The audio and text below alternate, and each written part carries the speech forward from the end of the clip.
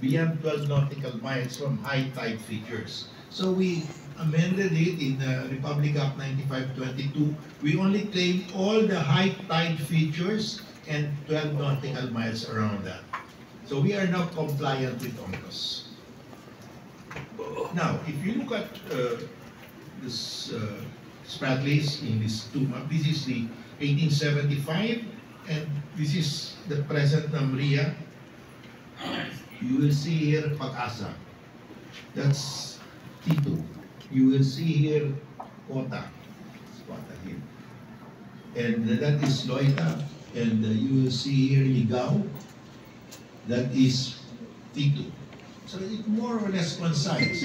This is the boundary of the Philippines, and this is the boundary of the Philippines. So it's all coincides almost. Now, the Treaty of Paris Spain ceded to the U.S. the islands known as the Philippine Archipelago, the Philippine Islands, the archipelago known as the Philippine Islands, comprehending the islands lying within the lines. So what were conveyed to the U.S. were only the islands within the lines. And the U.S. paid Spain $20 million for that. Now, so after the signing of the Treaty of Paris, the treaty was sent to the U.S. Senate for ratification. It has to be ratified. And the treaty really had a map. Very few people know that the Treaty of Paris had a map attached to it. And this is the map. If you look at the map, the Treaty of Paris lines were drawn this way. And it included the entire Spratlys. It included Cagayan de Sulu and Mapun Island. But it omitted Scarborough Shoal. So the map had a defect, but that's the only mistake.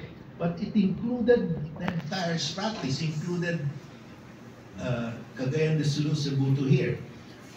So that was the map that was attached, and the Senate, when they ratified, the U.S. Senate, when they ratified the treaty, they were looking at this map.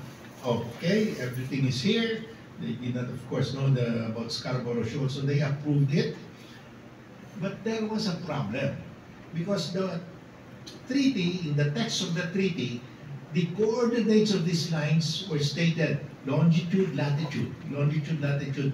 If you connect all those longitude, latitude, the lines, instead of turning left sharply, it continued down and slanted, and turned right sharply to exclude Cagayan de Sulu and Cebu. So there was a problem. This is, if in the text of the treaty, if you draw the coordinates, this is the line. It slanted and turned right to exclude Cebu, Cagayan de Sulu. So there was a mismatch. What was in the map did not match what was in the text. Of course, the text will prevail. So there was a problem. So when the Americans came here, the Spanish garrison in Cagayan de Sulu and Cebu refused to vacate. They said, we're not part of the cession. If you look at the lines, we're outside. What was ceded to you were only the islands within the lines.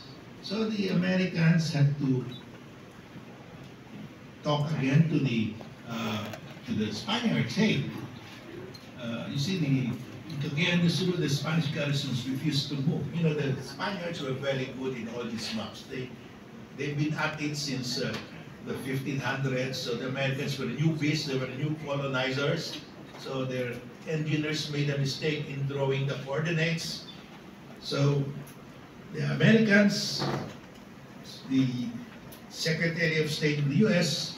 sent a note verbal to the Spanish ambassador in Washington. Look, our intention was that all the territorial sovereignty and title of Spain in that part of the Pacific should be conveyed to us. That was the intention. Everything in the Philippines